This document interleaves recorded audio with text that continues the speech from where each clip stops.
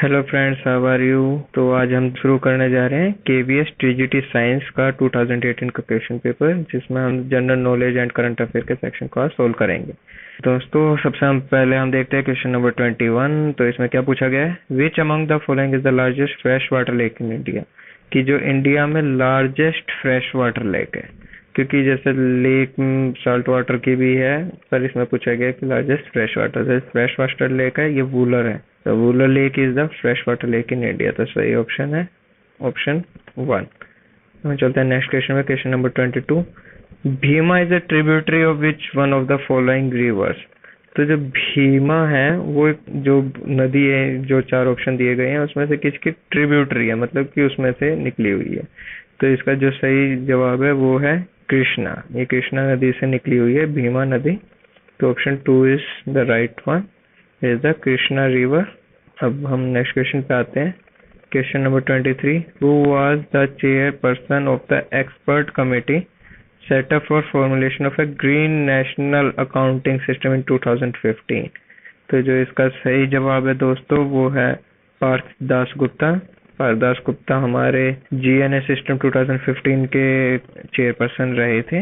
अब हम आते हैं क्वेश्चन नंबर 24 पे। क्वेश्चन नंबर 24 में पूछा गया कि which of the following statements refers to the endemic species. तो जो एंडेमिक स्पीसीज क्या होती है, जो कि पर्टिकुलर ज्योग्राफिकल एरिया में मिलती है और वो कहीं और इस तरह, क्योंकि उनका नेचर इस तरह का होता है कि वो किसी और क्लाइमेट में वो लोग नहीं सूट कर पाते, तो वो स्पीसीज सिर्फ एक पर्टिकुलर ज्योग्राफिकल लोकेशन पे रहती है, उसको एंडेमिक स्पीसीज कहते हैं। तो इसमें हम देखेंगे कि ये ऑप्शन जो है ऑप्शन 3 में ये इसके बारे में बताया गया कि species which are only found in some particular areas which are isolated by the natural और ज्योग्राफिकल बैरियर्स। तो ये जो है, ये इसके बारे में जो स्टेटमेंट है ये बिल्कुल ठीक है। तो option 3 is the correct answer. अब हम आते हैं नेक्स्ट क्वेश्चन पे, क्वेश्चन नंबर 25। इसमें पूछा गया कि इन 2018 Asian games the gold medal in man shot put was one by. तो जो इसका सही जवाब है वो है तेजिंदर पाल सिंह तूर। तो तेजिंदर पाल सिंह तूर थे, उन्होंने इसमें 2018 एशियन गेम्स में मैन शॉट पुट वाले इवेंट में गोल्ड मेडल जीता था। इसके अलावा जो नीरज चोपड़ा थे, उन्होंने भी एशियन गेम्स में गोल्ड मेडल जीता था, पर इन्होंने जेवलिन थ्रो में गोल्ड मेडल जीता था। इसके अलावा जो ध्रुव अय्यास्वामी है, इन्होंने सिल्वर मेडल जीता था, जो कि 400 मीटर की हर्डल रेस थी। और जो मोहम्मद अनास याह ने भी 3 सिल्वर मेडल जीते थे, जो कि रेस में ही थे इनके। एक इनका मेंस इंडिविजुअल रेस में था सिल्वर मेडल, दूसरा और तीसरा सिल्वर मेडल इनका मेंस और मिक्स्ड में जो 4x400 मीटर की हर्डल रेस थी उसमें इन्होंने सिल्वर मेडल जीता था। तो गोल्ड मेडल सिर्फ तेजिंदर पाल सिंह तूर और नीरज चोपड़ा ने जीते थे, लेकिन मैन शॉट पुट इवेंट में गोल्ड मेडल था वो तेजिंदर पाल सिंह तूर ने जीता था। हम चलते हैं नेक्स्ट क्वेश्चन पे। नेक्स्ट क्वेश्चन है कि Surya Shakti Kisan Yojana to promote generation of solar energy by farmers is an initiative of which of the following state. तो जो सोलर एनर्जी बिजली बनाई गई थी फार्मर्स ने, तो ये गुजरात गवर्नमेंट ने इस योजना को शुरू किया था। तो इसका जो सही जवाब है वो ऑप्शन 1 है। अब चलते हैं हम नेक्स्ट क्वेश्चन पे, क्वेश्चन नंबर 27।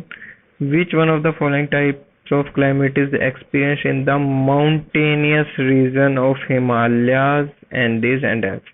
तो जो हिमालयस एंड और एल्प है, ये हाई लैंड क्लाइमेट जो होता है वो इसमें पाया जाता है। तो जो ऑप्शन 4 है वो हमारा सही जवाब है, हाई लैंड क्लाइमेट। आते हैं नेक्स्ट क्वेश्चन पे, question number 28।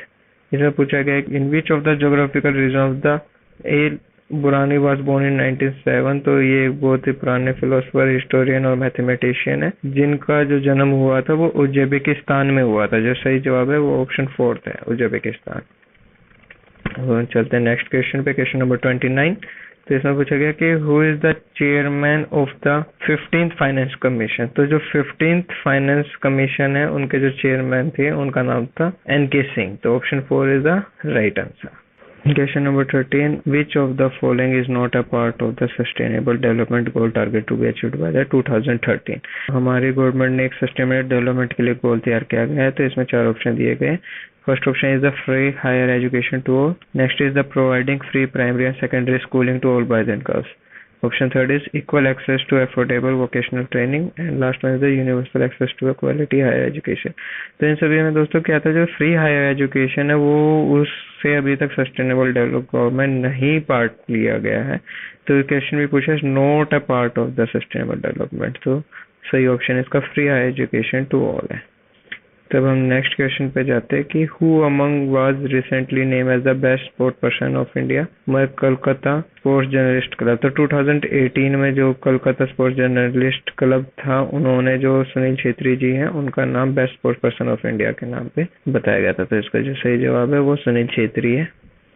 Now we are going for the next question is keystone species। तो इसमें तो बहुत इजी क्वेश्चन है। इसमें पूछा गया कि keystone species क्या है। तो keystone species क्या होती है कि जैसे कि हमें पता है कि वो स्पीसीज जो इन्फ्लुएंस करती है अपनी कम्युनिटी को। तो इसमें जो ऑप्शन 3 है उसमें इसकी सही डेफिनेशन लिखी गई कि species that influence its community by creating, modifying और maintaining physical habitat for itself and other species. तो जो ऑप्शन 3 है वो इसका बिल्कुल सही जवाब है। अब हम चलते हैं नेक्स्ट क्वेश्चन पे। Next question number 33। इसमें पूछा गया है कि विच among the following one the Oscar film for best picture at the 2018 academic quarter. तो ये आप सभी को पता होगा कि जो 2018 का ऑस्कर अवार्ड था वो बेस्ट फिल्म में द शेप ऑफ वाटर को गया था। तो option 1 is the right answer. Next we are going to solve the question number 34। The question asks is which among of the following is not a part of the part 3 of the constitution of India. तो इसमें देखेंगे कि जो part 3 of constitution of India है वो recommend करता है हमारे फंडामेंटल राइट्स को। तो जो इसमें पूछा गया कि नॉट अ पार्ट, ऑप्शन है कि separation of the judiciary from executive. तो जो ये आता है ये आर्टिकल नंबर 50 में आता है, जो कि पार्ट 3 का हिस्सा नहीं है। तो जो ऑप्शन सेकंड है वो इसका राइट आंसर है। वो चलते हैं हम नेक्स्ट क्वेश्चन पे, क्वेश्चन नंबर 35 पे। इसमें मैच करना है, match list 1 with the list 2 and select the correct answer from the code below. तो लिस्ट 1 में दे रखा है events in the Buddha life and the list 2 में बता रखा है उनके सिंबॉलिक रिप्रेजेंटेशन के बारे। तो जैसा पता है कि जो बर्थ है बुद्धा का वो है एलिफेंट से रिप्रेजेंट होता है।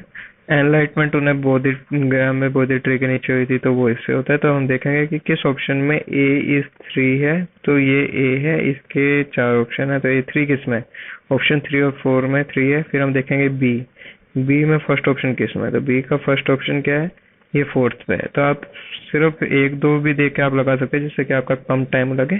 तो इसका जो 4th ऑप्शन है वो करेक्ट आंसर है, क्योंकि अब आप आगे भी देखेंगे कि जो सी है फर्स्ट सरमन जो है वो चक्कर से जो है वो उसको रिप्रेजेंट करता है। तो ये ऑप्शन बिल्कुल ठीक है। और जो डी है demise is with stupa.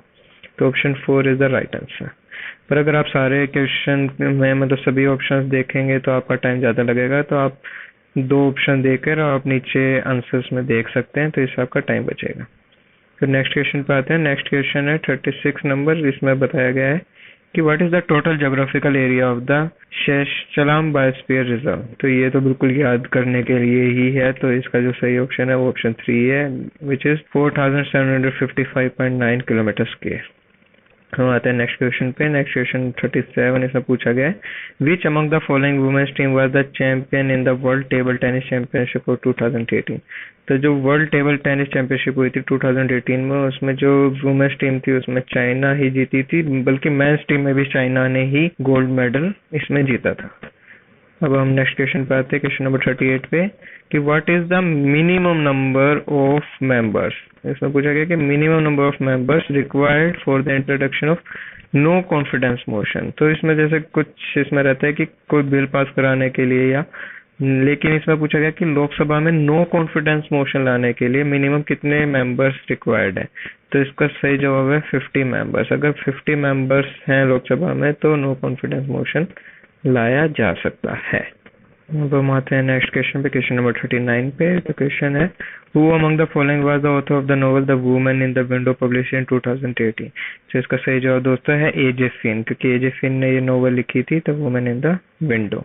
Next question पे, question number 40। Which of the following agency published the World Happiness Report। तो वर्ल्ड हैप्पीनेस रिपोर्ट कौन सी एजेंसी द्वारा लिखी जाती है, छापी जाती है? यूनाइटेड नेशन का सस्टेनेबल डेवलपमेंट प्रोग्राम के तहत ये रिपोर्ट छापी जाती है। तो option 3 is the right answer, United nation. अब हम जाते हैं क्वेश्चन नंबर 41 पे। ये फिर से मैच ऑफ द फॉलोइंग है। तो इसमें पहले क्वेश्चन देखेंगे कि match the directive principle in list 2 with the article from the constitution of India. तो इसमें लिस्ट 1 में आर्टिकल्स दे रखे हैं, तो उसका क्या कौन से प्रिंसिपल्स हैं, तो वो लिस्ट 2 में है। तो अब हम देखेंगे कि इसमें जो है फर्स्ट जो आर्टिकल 41 है, आर्टिकल 41 में जो बात की गई है वो बात की गई है राइट टू वर्क के बारे में। और जो आर्टिकल 39A है उसमें बात की गई है equal justice and free legal aid में। तो जैसे कि मैंने पहले बताया था, अब हम देखेंगे कि ए का ऑप्शन सेकंड किस में है। ऑप्शन ये सेकंड और थर्ड ऑप्शन में दे रखा है, ए का 2। और फिर हम देखेंगे बी आर्टिकल 39, इसमें इक्वल जस्टिस और फ्री लीगल एड की बात की गई है। बी का फोर्थ पार्ट किस में है, बी का फोर्थ पार्ट किसमें दोस्तों, सेकंड ऑप्शन में। तो जो आपका सही जवाब है वो सेकंड ऑप्शन है। इसके बाद आप देख सकते हैं कि आर्टिकल 42 जो है वो बताता है हमें just and human condition of work and maternity relief के बारे में बताया गया। और जो आर्टिकल 50 है, जो कि हमने पहले भी अभी बताया था अभी आपको एक क्वेश्चन में, कि separation of judiciary from executive, वो आर्टिकल 50 में है। तो इसका जो सही जवाब है वो ऑप्शन 2 है। क्वेश्चन नंबर 42 में पूछता है वो Sashakt is a program launch by the government of India in July 2018। तो सशक्त प्रोग्राम क्या था? सशक्त प्रोग्राम हमारे जो एक पीएसयू बैंक है, पब्लिक सर्विस यूनिट बैंक है, उनके ऊपर जो स्ट्रेस हुआ था उसको ठीक करने के लिए ये बनाया गया था। तो ये ऑप्शन जो सेकंड है इसमें है for the resolution of the stress asset with the PSU banks. तो इनको ही ठीक करने के लिए इसका रिजोल्यूशन था सशक्त प्रोग्राम का। अब हम आते हैं नेक्स्ट पे कि ड्यूरेशन ऑफ पंचायतीज। अब आप सभी लोगों को पता है कि ड्यूरेशन ऑफ पंचायत जो आपका होता है वो 5 इयर्स का होता है, पर इसमें जो बता रखा है कि 5 इयर्स कब से स्टार्ट होता है। तो जैसा फर्स्ट ऑप्शन बताता है कि for 5 years from the date of the dissolution of the last panchayat, कि जो पिछली पंचायत है उसके खत्म होने के बाद, या फिर for 5 years from the date of announcement of result, या फिर जब आपके इलेक्शन के रिजल्ट आ जाते हैं उसके 5 साल के बाद से। ऑप्शन थर्ड में दिया गया for 5 years from the date appointed for its first meeting, कि जब फर्स्ट मीटिंग होती है, पहली अपॉइंटमेंट होती है, वहां से 5 साल। And last option is for 5 years from the date of notification of election, कि जब इलेक्शन की नोटिफिकेशन दी जाती है। तो इसमें जो हम आपको बताना चाहते हैं कि जो पंचायत की ड्यूरेशन शुरू होती है वो जब होती है जब अपॉइंटमेंट हो जाती है पंचों की और सरपंच की, और उसके बाद जो उनकी फर्स्ट मीटिंग होती है। It's option 3 for 5 years from the date appointed for its first meeting. We come to next question, question number 44. इसमें पूछा गया when there is a prolonged period of inadequate rainfall marked with maldistribution of the same over time and space is called as। तो देखिए बिल्कुल direct definition है हमारे meteorological draft की। तो इसका जो सही ऑप्शन है वो मेट्रोलॉजिकल ड्राफ्ट है, इसमें ज्यादा कुछ है नहीं। आप इसमें सभी ड्राफ्ट के अगर आप पढ़ेंगे डेफिनेशन तो उसमें आपको पता चल जाएगा कि ये ऑप्शन 4 इसका राइट आंसर है। अब हम आते हैं नेक्स्ट क्वेश्चन पे। द को कंट्रीब्यूटरी पेंशन स्कीम स्वावलंबन was announced by the central government in the को कंट्रीब्यूटर स्कीम थी जिसे स्वावलंबन के नाम से भी जाना गया था। तो सेंट्रल गवर्नमेंट कौन से साल किस बजट में लेकर आई थी? तो इसका दोस्तों ये आया था यूनियन बजट 2010 और 11 में। तो जो ऑप्शन 3 है वो बिल्कुल ठीक ऑप्शन है इसके लिए। अब हम आते हैं नेक्स्ट क्वेश्चन पे, क्वेश्चन नंबर 46। इसमें पूछा गया कि which state of India launch the Aahar scheme for providing subsidized food to urban poor. ये जो स्कीम थी ये ओडिशा में ईयर 2015 में स्टार्ट की गई थी। तो इसका जो सही जवाब है वो ओडिशा है। यहाँ पे जो कि शहरों में रहने वाले जो गरीब लोग हैं उनके लिए एक सब्सिडाइज्ड रेट पर खाना उपलब्ध कराया गया था। इस स्कीम का नाम आहार रखा गया था। अब आते हैं 47 क्वेश्चन पे। ये फिर से मैच ऑफ द फॉलोइंग का क्वेश्चन है। अब इसमें जो लिस्ट 1 है वो उसमें एक हमारे जो कि इकोनॉमिस्ट है उनके नाम दिए गए हैं, और जो लिस्ट 2 है उसमें उनके जो उन्होंने काम किए हैं और जो डेवलपमेंट प्रिंसिपल है जो उनके नाम से जुड़े हुए हैं तो उसके बारे में बताया गया। जो पीसी महलनोबिस है उनका जो काम था वो रूरल इंडस्ट्रियलाइजेशन से था। तो जो इनका 4th ऑप्शन है। जो के एन राज है, के एन राज ने रैपिड इंडस्ट्रियलाइजेशन और स्ट्रेंथिंग की थी इन पब्लिक सेक्टर में। तब हम इसी को देखते हुए हम आगे देखेंगे कि ए पी से ओबिस ए का 4th ऑप्शन किस में। यहाँ पे देखेंगे ए का 4th ऑप्शन सिर्फ इसी में है, और फिर बी का भी हम देख लेते एक बार, के एन राज, और वो उन्होंने दिखाया 3rd के साथ। बिल्कुल सही जवाब है। तो जो हमारा सही जवाब है वो 4th है। अब देखिए फ्रेंड्स इसमें अगर हम पहले ये ऑप्शन देख लेते तो देख लेते कि हमारा कितना टाइम बचा है, हमें सब पढ़ने की जरूरत नहीं पड़ती है। फिर जैसे कि जेसी कुमारप्पा है, उन्होंने स्ट्रेंथ किया था एग्रीकल्चर सेक्शन को, तो इनका match with the point 2। And the Verghese Kurien is the cooperative model for generating employment and elimination of the poverty. तो this is the right answer. अब हम आते हैं नेक्स्ट क्वेश्चन की तरफ, क्वेश्चन नंबर 48। तो क्वेश्चन नंबर 48 में बताया गया है कि the title of the golden pen awarded to the calligrapher at the Mughal court was known as. तो गोल्डन पेन जो नाम था वो उसमें किसे बताया गया है। तो एक्चुअली देखा जाए तो इसमें एक थोड़ा सा क्वेश्चन में एक है, क्योंकि अगर आप किताबें पढ़ते हो तो उसमें आपको पता चलेगा जो गोल्डन पेन है उसे जरीन कलाम के नाम से दिया गया है, लेकिन जरीन कलाम इसमें कोई भी ऑप्शन दिया नहीं गया है। जैसे फर्स्ट ऑप्शन है कामतरीन कलाम, तो कामतरीन कलाम कुछ नहीं था। कामतरीन जो वो लोग थे जो कि बिल्कुल लो लेवल पे काम करते थे, और अंबरीन कलाम जो थे वो थे एम्बर पेन, और रोशन कलाम is the bright pen, and the शीरीन कलाम is the option which is given for the शीरीन इन द कोर्ट। तो जो इसका जो सही जवाब है वो तो वैसे जरीन कलाम है, लेकिन क्योंकि गोल्डन पेन है तो रोशन कलाम को भी ब्राइट पेन के नाम से दिया गया है। तो इसमें जो मोस्ट रेलिवेंट आंसर है वो ऑप्शन 3 है। हम आते हैं नेक्स्ट क्वेश्चन पे, क्वेश्चन नंबर 49 कि under which of the following laws was the confession of a co-accused before police authority was allowed to be submitted as evidence against the accused। तो मतलब जैसे कि अगर कोई केस है उसमें एक एक्यूज है, उसके साथ भी कोई एक्यूज्ड है, और अगर वो पुलिस को अगर अपने बयान देता है तो उसे एक्यूज के खिलाफ यूज कर सकते हैं, जो हमारा TADA टाडा 1985। तो टाडा क्या है 1985? ये है टेररिस्ट एंड डिसरप्टिव एक्टिविटीज। ये आया था 23 मई 1985 को। ये सेक्शन 15 जो है इसका टाडा का, उसमें ये बताया गया है कि जो को एक्यूज्ड है उसकी स्टेटमेंट को भी एविडेंस के रूप में यूज किया जा सकता है। तो इसका जो राइट आंसर है वो ऑप्शन 1। नेक्स्ट क्वेश्चन सोल्व करते हैं हम। Next question number 50। इसमें पूछा गया कि which one of the following gases have higher global warming potential. तो जो नीचे 4 गैसेस बताए गए हैं, तो इसमें ग्लोबल वार्मिंग में सबसे ज्यादा हायर पोटेंशियल किसका है। तो देखेंगे आपकी सभी गैसेस जैसे कि sulphur, hexafluoride, carbon dioxide, methane and nitrous oxide, ये चारों की चारों ही ग्रीन हाउस गैस है, उसमें आती है। लेकिन जो सबसे ज्यादा पोटेंशियल है, ग्लोबल वार्मिंग का पोटेंशियल जो है, जो क्वेश्चन में पूछा गया है, वो सल्फर हेक्साफ्लोराइड का आता है सबसे ज्यादा इन चारों गैसेस में। और वैसे भी जितनी भी गैसेस हैं उसमें सबसे ज्यादा जो ग्लोबल वार्मिंग पोटेंशियल है वो सल्फर हेक्साफ्लोराइड में ही है। Option 1 is the right answer. चलते हैं नेक्स्ट पे, जो कि एक फिर से मैच ऑफ द फॉलोइंग है। इसमें करेंगे 51 क्वेश्चन में कि लिस्ट 1 में आपको बिल्डिंग्स बताई गई हैं और वो कहाँ कहाँ पे वो जगह हैं, तो वो बताना है। तो जहाज महल, तो जहाज महल दोस्तों एक दिल्ली में भी जहाज महल है, पर यहाँ पे जो जहाज महल की बात की गई है वो मध्य प्रदेश में, क्योंकि दिल्ली यहाँ पे ऑप्शन नहीं है, इसलिए आपको कंफ्यूज होने की कोई जरूरत नहीं है। तो जो जहाज महल है वो मध्य प्रदेश में है, तो ए का जो ऑप्शन है वो 3rd है। इसके बाद जो आंग पैलेस है वो नागालैंड में मिलता है। तो अब हम देखेंगे ए का ऑप्शन 3।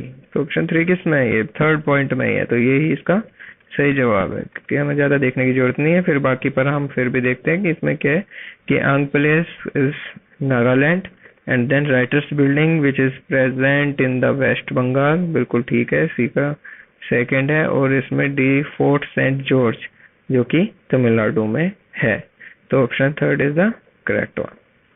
अब हम चलते हैं नेक्स्ट क्वेश्चन की तरफ। नेक्स्ट क्वेश्चन में पूछा गया है the Chola temple of the Chidambaram belongs to which of the following religious group. तो जो चोल टेम्पल ऑफ चिदम्बरम, तो चिदम्बरम जो है जी वो शिव भगवान की जो आपने नटराज की मूर्ति देखी है उससे रिलेटेड ये चोल टेम्पल में होते हैं। तो जिनमें है हमें ऑप्शन दिए गए वैदिक, अलवर, नयनार्स और जैन। तो इसका जो सही ऑप्शन है वो नयनार्स है, क्योंकि ये शिव भक्त हैं साउथ के, जो कि चोल टेम्पल के उधर इसके ही जो मंदिर है इनको ही बिलोंग किए गए हैं। तो option 3 is the right answer, Nayanars. अब हम चलते हैं नेक्स्ट क्वेश्चन पे, क्वेश्चन नंबर 53। इसमें पूछा गया कि विच among the following deposits produce the basket of x topography. तो जैसे आप अगर आपने पढ़ा होगा ज्योग्राफी में, तो जो बास्केट ऑफ एक्स टोपोग्राफी होती है वो सिर्फ ड्रमलेंस में देखने को मिलती है। तो जो ड्रमलेंस है वो इसका सही जवाब है। अब हम देखेंगे नेक्स्ट क्वेश्चन, क्वेश्चन नंबर 54 में। तो इसमें पूछा गया कि which of the following indigenous people live in the steps of Russia. तो जो स्टेप्स ऑफ रशिया है जो रशिया में आता है, तो वहाँ पे रहने वाले इंडिजीनियस पीपल का नाम क्या है? तो इसमें 4 ऑप्शन है। ए फर्स्ट मसाई, फिर त्वार्ग, फिर Bushman and then last one is the Kirghiz. तो जो किर्गिज पॉपुलेशन है वो स्टेप्स ऑफ रशिया में पाई जाती है, तो इसका option 4 is the right answer. अब हम देखते हैं नेक्स्ट क्वेश्चन पे, क्वेश्चन नंबर 55 कि who is known as the architect of the Indian planning. तो जो आर्किटेक्ट ऑफ इंडियन प्लानिंग के वो है पीसी मेलानोबिस। तो जो इसका सही जवाब है वो है पीसी मेलानोबिस, क्योंकि उन्होंने फर्स्ट इंडिया की प्लानिंग कमीशन का जो आइडिया था वो उन्हीं से आया था और उन्होंने ही इसको बनाया था। अब हम चलते हैं नेक्स्ट क्वेश्चन पे, क्वेश्चन नंबर 56 कि which of the following was the first site where the Indus Valley civilization was discovered. तो आपको पता है दोस्तों कि जो इंडस वैली सिविलाइजेशन है वो हमें 2 जगह मिली थी, एक मोहनजोदड़ो में और हड़प्पा में। तो इसमें पूछा गया कि फर्स्ट साइट क्या थी। तो जो फर्स्ट साइट है वो अब आप सभी लोगों को पता होगा वो हड़प्पा में थी और उसके बाद मोहनजोदड़ो में ये मिली थी। तो इसका जो सही जवाब है वो है ऑप्शन 3 हड़प्पा। अब हम चलते हैं नेक्स्ट क्वेश्चन पे। नेक्स्ट क्वेश्चन है कि which of the correct chronological order. तो जो हमें इसमें 4 इन्होंने एक सीक्वेंस बताए हैं हिस्ट्री के में जो हुए थे, तो हमें उन्हें क्रोनोलॉजिकल ऑर्डर में लगाना है। क्रोनोलॉजिकल ऑर्डर में क्या होता है कि जो सबसे पहले हुआ था वो पहले आएगा और जो सबसे लास्ट में हुआ था जो कि सबसे नया है वो सबसे लास्ट में रहेगा। तो ऑप्शन ए है खिलाफत मूवमेंट। तो खिलाफत मूवमेंट जो थी वो हमारे जब हम ब्रिटिश राज था इंडिया के ऊपर, तो वहाँ पे जो हमारे जो मुस्लिम लीग थी उन्होंने इसे स्टार्ट किया था, जिसमें कि गांधी जी का भी साथ मिला था। तो ये 1999 से लेके 1924 तक चली थी। तो जलियांवाला बाग का मैसेकर है जो कि ये हुआ था 13 अप्रैल 1919 में। और जो पीजेंट मूवमेंट इन बरदोली, तो जो पीजेंट मूवमेंट था कि वहाँ पे जो किसान थे बरदोली के, तो उन्होंने भी एक मूवमेंट उठाया था, ये हुआ था 1928 में। उसके बाद जो रोवर सत्याग्रह था जो कि महात्मा गांधी जी द्वारा चलाया गया था, ये था 6 अप्रैल 1919 में। तो देखेंगे कि इसमें जो सबसे पहले जो सबसे पुराना है जो सबसे पहले हुआ था रोवर सत्याग्रह था जो कि 6 अप्रैल 1919 को हुआ था। उसके बाद जलियांवाला बाग का मैसेकर हुआ था जो कि 13 अप्रैल 1999 में था। उसके बाद खिलाफत मूवमेंट हुई थी और सबसे जो लेटेस्ट है इसमें जो कि 1928 में हुआ था, खिलाफत मूवमेंट भी खत्म होने के बाद, वो था पीजेंट मूवमेंट इन बरदोली। तो इसी सीक्वेंस में आंसर है सबसे पहले डी और फिर उसके बाद बी और ए सी। तो option 3 is the right one. अब हम आते हैं नेक्स्ट क्वेश्चन पे, क्वेश्चन नंबर 58 पे। तो which of the following day was observed as the world day of social justice. तो जो world day of social justice है ये हर साल 20 फरवरी को बनाया जाता है। तो इसमें देखेंगे कि बाकी सभी 20 तारीख है, पर मंथ जो फेब है वो ऑप्शन नंबर 4 में है। तो फेब 20 2018 में बनाया गया था, पर ये वैसे भी हर साल ही आता है 20 फरवरी को। तो इसका option D is the right option. चलते हैं हम नेक्स्ट क्वेश्चन पे। Under Köppen scheme of classification of the climate, which of the following characteristics refers the warm temperature? तो जो एक आपने पढ़ा है ज्योग्राफी में, ये आता है कोपेन स्कीम ऑफ क्लासिफिकेशन होती है। तो इसमें जो वार्म टेम्परेट का करेक्टरिस्टिक फीचर क्या है, तो उसमें आप देखेंगे कि जो एवरेज टेम्परेचर है कोल्डेस्ट मंथ में भी वो हायर होता है -3 से, बट बिलो 18 डिग्री सेल्सियस होता है। तो जिसका सही जवाब है वो है वार्म टेम्परेचर में 4th। The average temperature of the coldest month of the mid-altitude climate years is higher than -3 but below the 18 degree Celsius. अब हम चलते हैं क्वेश्चन नंबर 60 पे। क्वेश्चन नंबर 60 में पूछा गया कि बिलो सी लेवल, मतलब कि सी लेवल से भी नीचे पैडी फार्मिंग यानी कि चावल की खेती इस practice eight which of the following place. तो इनमें से कौन सा होती है? तो इसका सही जवाब है ऑप्शन 4 कुतंद में ही बिलो सी लेवल पैडी फार्मिंग होती है। और ये जो कुतंद है ये एक डेल्टा रीजन है जो कि वेस्ट कोस्ट ऑफ केरला में पाया जाता है। तो ठीक है दोस्तों, इसी के साथ हमारे सभी क्वेश्चन पूरे होते हैं और आई होप कि आप लोगों को ये वीडियो पसंद आई होगी। आप लोग कमेंट करके जरूर बताइएगा और अगर कोई भी किसी तरह का अगर क्वेश्चन में कोई कंफ्यूजन है तो आप कमेंट करके आप हमसे पूछ सकते हैं। तो thank you friends, thank you so much.